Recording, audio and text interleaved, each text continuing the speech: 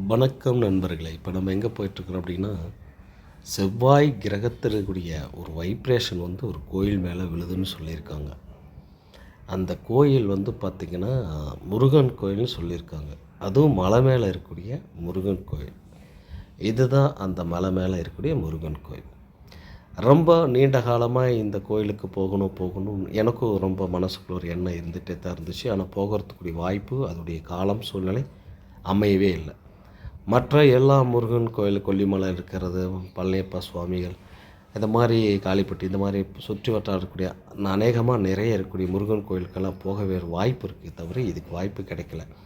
சரி, இது என்னான்னு ஒரு நாளைக்கு போகலாம் அப்படின்னு சொல்லி பார்த்துட்டு இன்றைக்கி பிடிச்சிடலான்ட்டு மலை ஏறத்துக்கு முயற்சி பண்ணி தான் அந்த பாதை எங்கேயும் தேடினேன். இதுதான் மலை ஏறக்கூடிய பாதை. இந்த பாதை வழியாக மேலே போகலான்னு சொன்னாங்க. சரி, மலை ஏறும்போது ஃபஸ்ட்டு விநாயகர் தெரிஞ்சார். அவருக்கு ஒரு வணக்கத்தை போட்டுட்டு, ஒரு கும்பிடு போட்டுட்டு, தம்பி இது தரிசனம் செய்யணும், ஒரு வாய்ப்பு கொடுங்க அப்படின்ட்டு அவரை போய் பார்த்துட்டு கழுப்பூர் ஏற்றி வழிபட்டுட்டு அப்படி மேலே நடக்க ஆரம்பித்தோம். சின்ன மலை தான், ஆனால் நடக்க நடக்க பயங்கரமாக கையெல்லாம் வலிக்குது.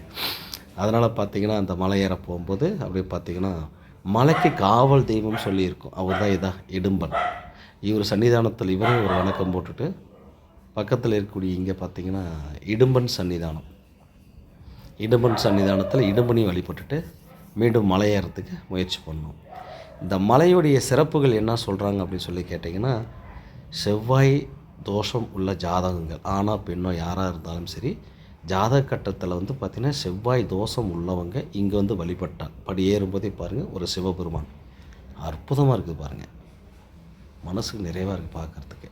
அவரே ஒரு வணக்கம் போட்டு ஜாதகத்தில் 2, 4, 7, 8, 12 கட்டங்களில் செவ்வாய் தோஷம் உள்ளவங்க, அதுவும் இல்லாமல் தாரதோஷம் இருக்கக்கூடியவங்க, ராகு கேதுன்னு சொல்லி இருக்கக்கூடியவங்க, இப்படி யாராவது திருமண தடைகள் ஏற்படுத்திகிட்டே இருக்கக்கூடியவங்க, ஒன்று வீடு கட்டி அது நின்று போகிறது, இல்லை வீடு கட்ட முயற்சி ஏற்படுறவங்க எல்லாமே இந்த ஸ்தலத்துக்கு வராங்க. காரணம், செவ்வாய் கிரகத்துடைய அங்காரகன்னு சொல்லக்கூடிய அந்த கிரகத்துடைய ஃபுல்லு ஆதிக்கம் இந்த மலையில் இருப்பதாக சொல்லியிருக்காங்க.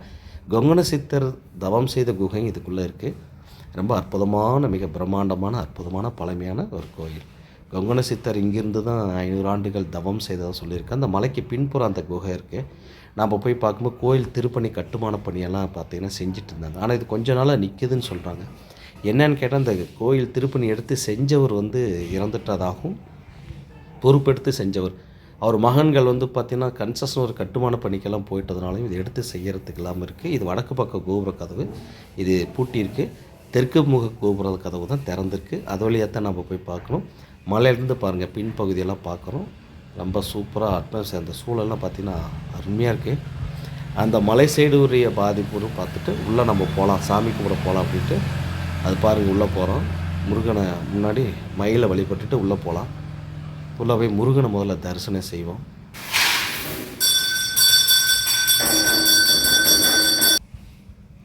மனசார வேண்டிக்குங்க. வேண்டிட்டிங்களா? சரி, கும்பிட்டு கோயில் சுற்றுப்புறத்தெல்லாம் பார்க்கலான்ட்டு பார்க்கும்பொழுது சிவபெருமான அம்பாள் சன்னதி இருந்தது. அமிர்தகடேஸ்வரர் இது பார்த்திங்கன்னா சிவபெருமான், அதுக்கு அந்தாண்ட அம்பாள் சன்னதி. இந்த சிவபெருமானையும் அம்பாளையும் வழிபட்டுட்டு கோயில் சுற்றுச்சுர பார்க்கும்பொழுது கோயில் திருப்பணி இன்னும் போயிருந்தது. அது எப்படி வேலை செஞ்சுருக்காங்க தெரியுங்களா? அது வந்து பழனி மலையில் ரோப் கார் வச்சு செய்வாங்க இல்லையா? அந்த ரோப் கார் மூலிமா இங்கேருந்து சிமெண்ட் ஏற்றிட்டு போகிற, மணல் ஏற்றிட்டு போகிற விஷயம்லாம் செஞ்சுருக்காங்க. அந்த மோட்ரு கரண்ட் வச்சு அந்த மாதிரிலாம் பாருங்கள் எவ்வளோ அருமையாக அதுக்கு வேலை செஞ்சுருக்காங்க. இப்போ எடுத்து செய்கிறதுக்கு ஆள் இல்லாமல் இந்த முருகன் கோயில் இருக்குன்னு அந்த கோயிலுடைய பூசாரி சொன்னார். கேட்குறதுக்கே மனசு கஷ்டமாக இருந்தது. முருக பக்தரில் யாராக இருந்தாலும் இதுக்கு மனசு கொஞ்சம் கஷ்டமாக இருக்கும். இந்த முருகன் கோயில் மிக தொன்மையான, பழமை வாய்ந்த, என்ற காலத்தில் சித்தர்கள் வழிபடக்கூடிய கொங்கண சித்தர் 500 ஆண்டுகள் தவம் செய்த மலை இந்த மலைன்னு சொல்லும்போது அப்படியே நமக்கு மெய் சிலுக்குதான. அந்த கோயில் திருப்பணி மனசு கஷ்டமாக தான் இருக்குது. இந்த திருப்பணி பொறுப்பெடுத்து செய்தவர். இது வந்து இந்து சமய அறநிலைத்துறையில் வந்து ஜாயிண்ட் ஆகிடுச்சு. அதுக்குரிய இது கட்டுப்பாட்டில் தான் இருக்குது. பொறுப்பெடுத்து செய்கிறவர் ஒருத்தர் செய்யணும். அவர் இருந்துட்டால லோக்கல் மக்கள் யாரும் இதை பொறுப்பெடுத்து செய்ய மாட்டேங்கிறாங்க. இதுதான் அந்த விஞ்சி பழனியில் இருக்கிற மாதிரி. ஏன்னா ரோப் கார் மாதிரி தெரியுது. நான் போய் பார்த்தேன்னா அதில் உள்ள பக்கெட் மாதிரி இருந்து கீழேருந்து மணல், சிமெண்ட் எல்லா பொருளும் மேலே வந்து இந்த கட்டுமான பணி செய்கிறாங்க. அதனால் செலவுக்கு பணம் இல்லாதையும் பொறுப்பெடுத்து செய்கிறாங்க, ஆள் இல்லாதையும் இந்த கோயில் வந்து இப்போது புதுப்பணி திருப்பணியெல்லாம் செய்யாமல் அப்படியே கிடப்பில் போட்டிருக்கு. அது மனசுக்கு கேட்கும்போது ரொம்ப கஷ்டமாக இருக்குது. இருந்தாலும் என்ன பண்ணுறது, முருகப்பெருமான் கருணையால் யாராவது ஒருத்தர் வந்து இதை எடுத்து செய்யணும், நமக்கு ஒரு ஆசை, ஒரு எண்ணம், பக்தியோடு அது மாதிரி நினைக்கிறோம். மெயினாக நான் ஒன்று சொல்ல விட்டு, இந்த கோயில் எங்கே இருக்குது அப்படின்னு சொல்லி நான் முதல்ல உங்களுக்கு சொல்லணும் இல்லையா?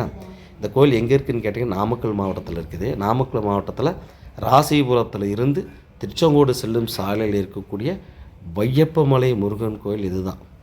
அது வையப்பமலையில் இருக்கக்கூடிய முருகன் கோயில் இதுதான். இதில் பாருங்கள், கோயிலுடைய புராணங்கள் இருக்குது. அந்த கோயில் எதுக்காக உருவாக்கப்பட்டது, முருகன் எதுக்காக இங்கே வந்தார்னு அது பாடலாக கல்வெட்டில் பதிச்சிருக்காங்க. அந்த பாடல் தான் இப்போ உங்களுக்கு தெரியுது பார்த்தீங்களா? கிபி உலகமெங்கும் அப்படின்னு சொல்லிட்டு அது ஆரம்பிக்கிற அந்த பாடல், அதை முழுசாக நான் கண்டிப்பாக வீடியோ எடுத்திருக்கேன். அது கொஞ்சம் நிறுத்தி படித்து பார்த்தீங்கன்னா தெரியும். இல்லை, முருகனுடைய தன்மை யாம் இருக்க பயமேன் அப்படின்னு சொல்லியிருக்கிறாரு. அருமையான ஒரு விஷயம். நல்ல பக்திமயான ஒரு கோயில், புகழ்பெற்ற பழமையான சித்தர்கள் வாழ்ந்த கோயில் இன்றைக்கி திருப்பணிட்டு பாதியில் நிற்கிது அப்படிங்கிற மாதிரி இது ஒரு கவலையாக இருந்தது. கொல்லிமலை அடிவாரத்தில் இருக்கக்கூடிய ஒரு கோயில் வந்து பார்த்திங்கன்னா அதே மாதிரி திருப்பணி நின்று தாங்க இருக்குது. அது வந்து பார்த்திங்கன்னா பழனியப்பா சுவாமின்னு சொல்லுவாங்க. கொல்லிமலை அடிவாரம் வேலுக்குறிச்சி பக்கத்தில், அதுவும் திருப்பணி 7-8 ஆண்டுகளாக கிடக்குது. அப்படியே அந்த திருப்பணி நிற்கின்னு கேட்கும்போது மனசு கஷ்டமாக இருக்குது. இருந்தால் மலை ஏறி அவனே யாராவது ஒரு முருகனே யாராவது ஒருத்தர் உருவாக்குனா திருப்பணி நடந்துடும். கண்டிப்பாக அவர் செய்வார் முருகன். அதை மனசார நினச்சிக்கிட்டு கும்பிட்டு மன திருப்தியோட, முருகா எல்லாம் நீ பார்த்துக்க, எங்களையும் நீ பார்த்து சொல்லி கும்பிட்டு கீழே இறங்கிட்டேன். இந்த வீடியோ பிடிச்ச ஒரு லைக் கொடுங்க நண்பர்களே.